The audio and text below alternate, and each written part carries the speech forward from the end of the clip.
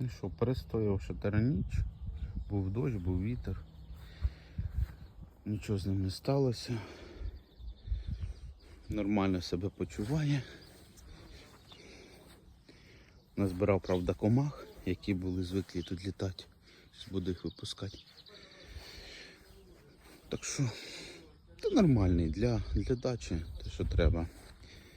Якщо ви не знаєте, що це таке, заходьте на канал, там є повне відео.